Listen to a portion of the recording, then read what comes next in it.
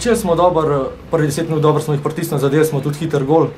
Pa smo malo padali, malo smo začeli nabijati za brez veze, pa drug polčas smo se pa v garderobi smo se zmenili, da začnemo pritiskati, takoj prvih 10 minut smo naredili velik pritisk.